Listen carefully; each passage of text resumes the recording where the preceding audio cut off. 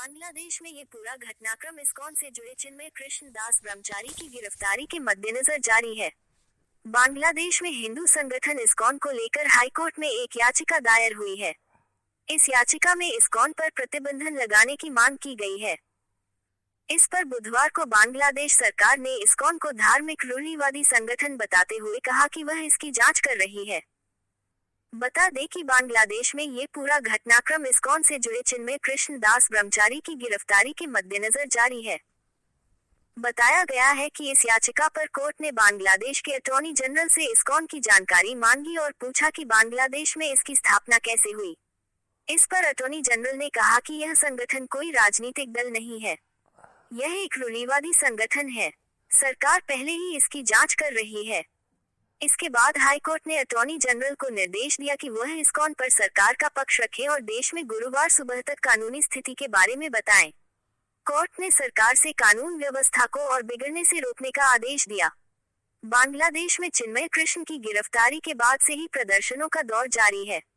ISKCON ने भी बयान जारी कर बांग्लादेश सरकार की निंदा की है। साथ ही इस्कॉन ने बांग्लादेश की सरकार से अपील की है कि उन्हें ऐसा माहौल बनाना चाहिए जिसमें सभी धर्म वर्ग के लोग मिलजुल कर रहें। इस्कॉन ने बांग्लादेश के विभिन्न इलाकों में हिंदुओं पर हो रहे हमलों पर भी चिंता जताई। Please subscribe and follow. ISKCON ने बांग्लादेश इस्कॉन के प्रमुख चिन्मय कृष्ण दास प्रभु की गिरफ्तारी पर चिंता जाहिर करते हुए बांग्लादेश सरकार की निंदा की।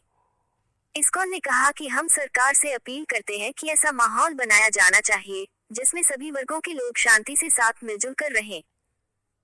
इस्कॉन ने कहा कि चिन्मय कृष्ण दास प्रभु बांग्लादेश में अल्पसंख्यकों के अधिकारों के प्रति बहुत मुखर रहे हैं और सरकार को भी नागरिकों के अधिकारों की सुरक्षा सुनिश्चित करनी चाहिए।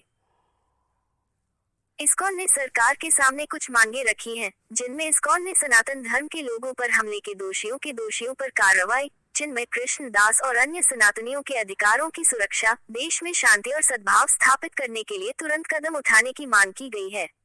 विज्ञापन। इस्कॉन ने बयान में कहा कि बांग्लादेश हमारा जन्म स्थान है और हमारे पूर्वजों का घर है। हमें बांग्लादेश का नागरिक होने पर गर्व है, जहां हमारे कई आचार्य और संत पैदा हुए। बतौर नागरिक हम चाहते हैं कि बांग्लादेश की मौजूदा और आगामी सरकारों के साथ शांतिपूर्ण सहयोग से रहें, लेकिन हमारी मांग है कि सरकार न्याय सुनिश्चित करे और देश के हर नागरिक को उसका धर्म और परंपराओं का पालन करने की आजादी होनी चाहिए।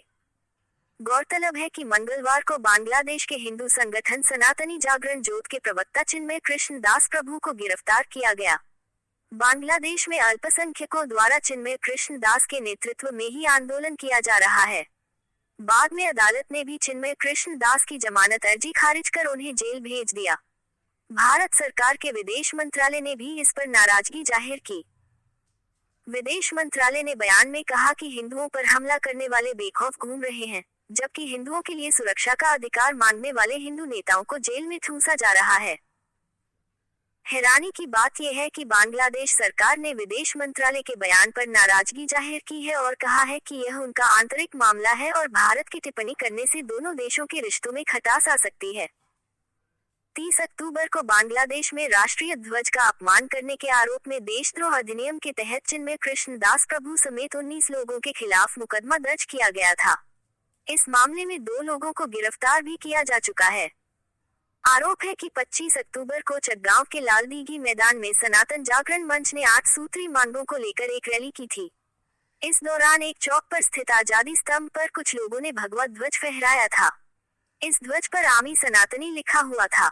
इसे लेकर चिन्मय कृष्ण दास पर राष्ट्रीय झंडे की अवमानना व अपमान करने का आरोप लगाया गया। बांग्लादेश में ये पूरा घटनाक्रम इस्कॉन से जुड़े चिन्मय कृष्ण दास ब्रह्मचारी की गिरफ्तारी